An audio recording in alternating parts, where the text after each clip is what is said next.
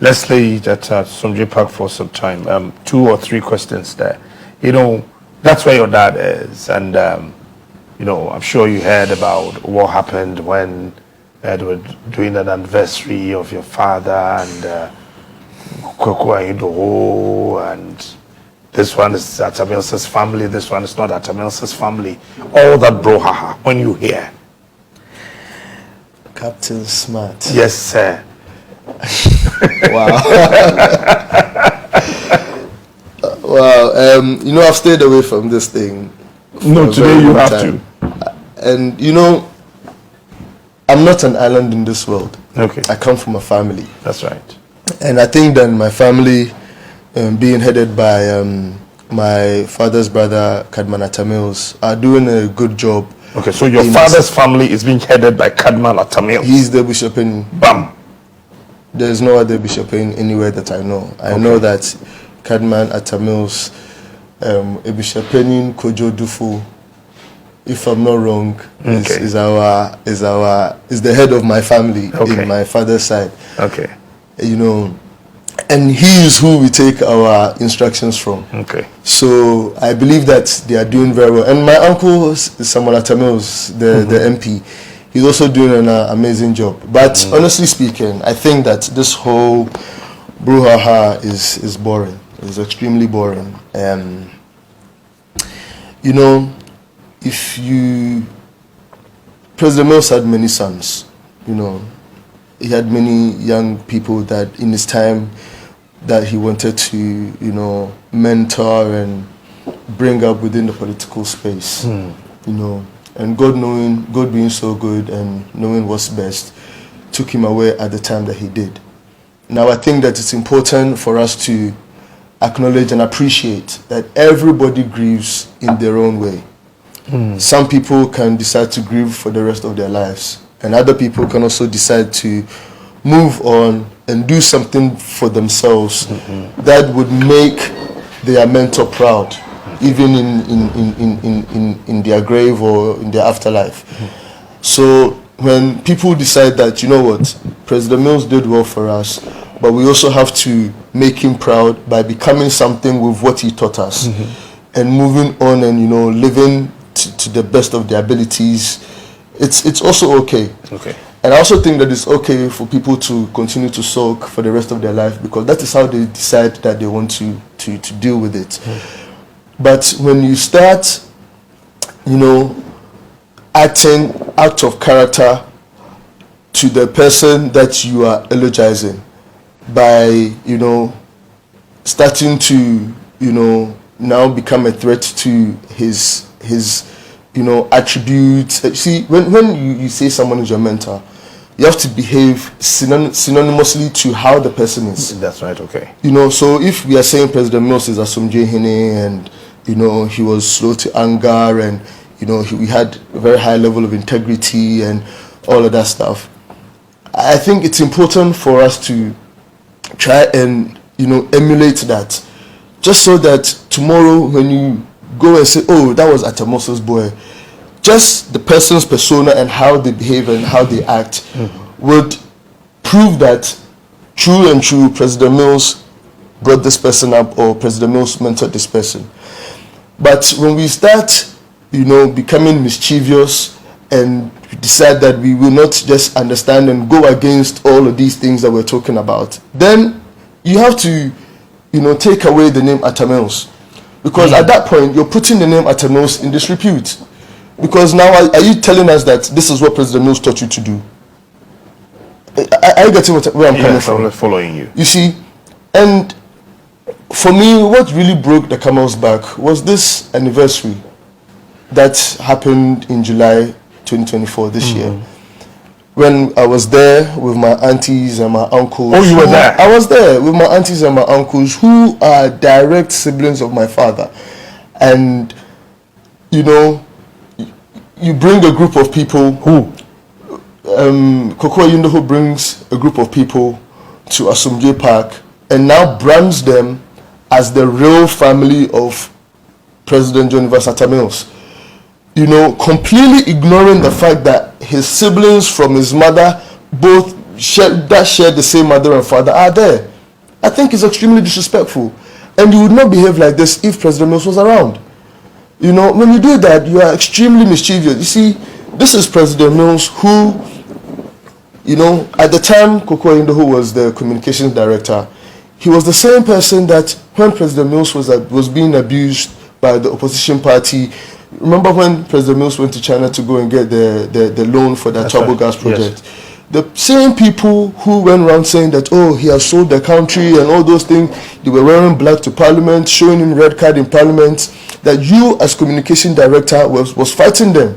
Today, they are your friends, and you see, it shows that you don't have any principles. It shows that it's like, well, like the morals are, like, we can't even identify who you are anymore, you know. And I think it tarnishes your credibility as a person, because if they are fighting President Mills for borrowing 1 billion or 3 billion or whatever the amount was, look at the amount of money this current government has borrowed, but you are siding with them and claiming that they are much better than the Atta Mills John Mahama administration. So where do you stand? You get what I'm saying? Yes. When you do that, now your credibility is in tatters, because now nobody even knows who you are anymore. There's zero principles, nothing.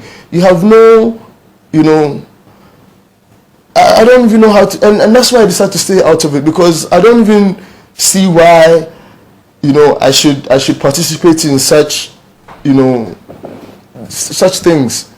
Do you talk to him?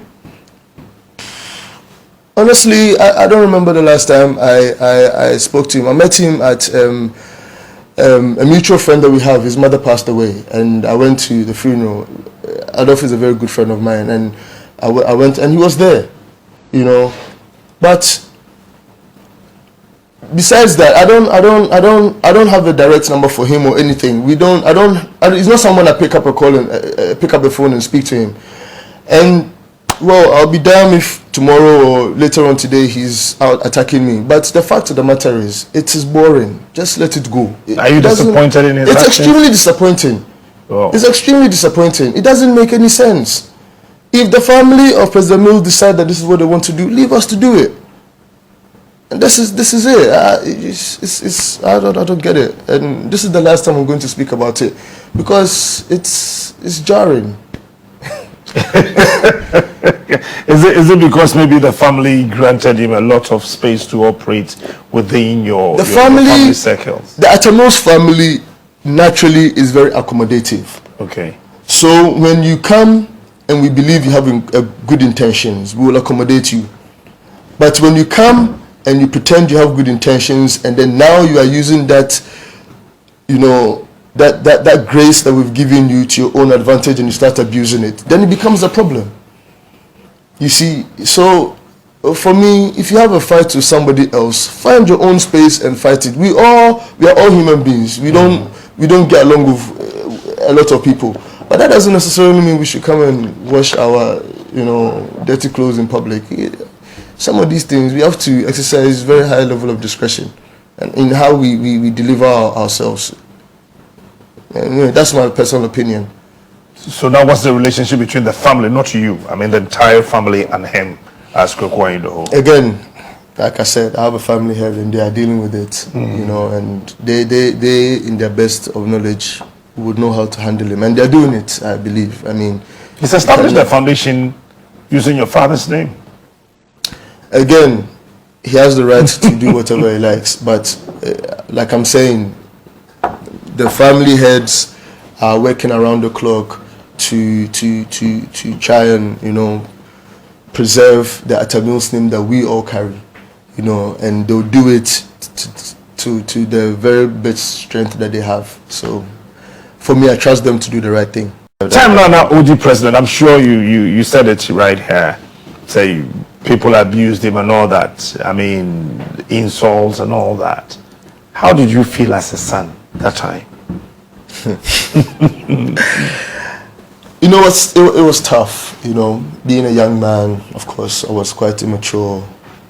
I spent most of my time in the UK, but, you know, growing up in the UK, you know, we are privileged enough to, you know, voice out our opinions, whether it's right or not.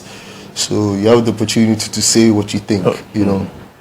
And I always used to get upset because I wake up very early in the morning, you go on the internet, and the people are just spewing all sorts of misinformation about him. And of course, living with him, I know that but this is not what he said, or this is not what he did. And I used to go upstairs into his bedroom fuming, and I'll be showing him, and he would rather be calming me down, and I'll be looking at him like, hey, chairman, me and me cool kwama on afedo. Yes. So you know, I don't have words to describe him, and his demeanor and his nature, and you know, he was just an amazing person. Okay, so you were in UK and he was here as a president. How close were you to him, either by phone or whatever? I was quite close to my father. He was very interested in my education. Let me tell you this. My father wanted me to go to London School of Economics. Okay. And you know, I studied mathematics, so I'm a numbers guy. I'm a mathematician. Okay. My father's older sister that I grew up with, Auntie Faye of blessed memory. Okay. She taught mathematics at Ola Training College in Cape Coast. Oh, okay. Teachers Training College. So growing up with her, you know, you cannot fail in maths. So I was a mathematician, and I wanted to go and study engineering. Actually, I did study engineering. I'm a structural engineer by profession. Okay. So I wanted to go into engineering, but my father wanted me to go and read law and economics and all of that. He wanted me to follow his path. And it became a big fight. Between you and him? Oh, it was a big fight. You see, as a father, now I understand him, because sometimes I look at my son and I'm like, you know, he needs to. Sometimes my son, when he's on half term or, you know, public holidays, I take him to my office, you know, just so that he can start seeing what daddy is doing. So I understand now, but at the time, you know, I thought that, you know, I knew what I wanted to do. So you wish you'd have studied economics and law? Not necessarily, but I'm just saying, I'm showing you how passionate he was about your education. About my education, and wanting to, you know, help direct and shape, you know, what direction I should go in and stuff. I mean, we fought to the extent that I just wanted to, you know, do the engineering and pass, and you know, show him that, look, I did it, and you know, pass. And I went and did it. I went and passed and brought it, and he was proud of me. Okay. You know, knowing very well that, you know, I went against his wishes, but you know, going and passing well, and you know, chartering and becoming a chartered engineer. He was very happy with it, but he was extremely, you know, interested in my education, and he was very instrumental in, you know, wanting to shape which direction I went into. Did you speak to him either a day, 2 days, or even that day before he passed on? I was living with him at the castle with him. I was with him in the morning. We had breakfast together. That same day? That morning. He had every day. If I'm not there, he won't eat. He will eat. Yeah, if I'm not at the table, he will. People that were around would testify. If I'm not there, he would let them call me to come and eat. He wanted to make sure I'd eaten. He wanted to make sure that I was okay and stuff. But I knew he wasn't well. And you know, God knew best, so he you know. So you knowing that Dad was not well, always asking you to come have breakfast with him, what was your prayer? Honestly, death is not something that you can predict to say that it will come today or tomorrow. Yeah. But it's you know, it was a big blow. You know, we would have all prayed that, you know, he pulled through whatever he was going through. And you see, my father was also very protective. You know, he over me. Let me put it that way. My father was extremely protective over me. Overly protective of you. He was very. You know, he even allowed people to say that he didn't have a child because it wasn't in his best interest. He felt it wasn't in his best interest for him to expose me as his only child. You know, and because of that, I realized that I was his weakness, and he didn't want people to have that level of access to me.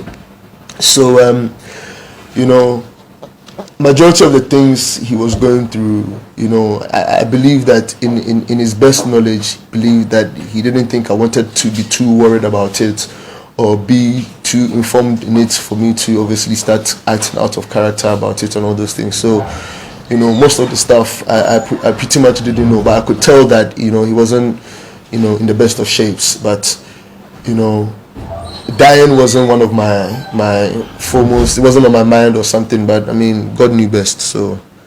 You know. Okay. So you were here when it happened. How did you feel when the news was broken to you? How did you feel? I mean, I know it's a very tough question. Yeah, it is, and it's 12 years, and I don't really like to. How old were you then? It's 22. You were 22 then? Yes.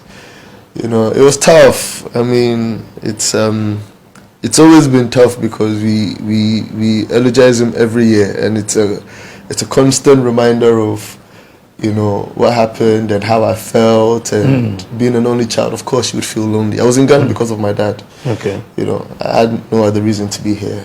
It was him. You know, when I finished engineering and I passed well, he brought me to Ghana because at the time there was a recession in the UK. They were laying people off. So once you come out of school with little experience in the trade that you wanted to be in, it was difficult because there was a huge layoff for engineers, and when there's recession, the construction industry is where, you know, it hits first. So he told me to come to Ghana to gain some experience here. So I was working with China State, Mr. Su at the time, you know. So he was also very interested in making sure that I gained the necessary experience in the field that I'd chosen to be in.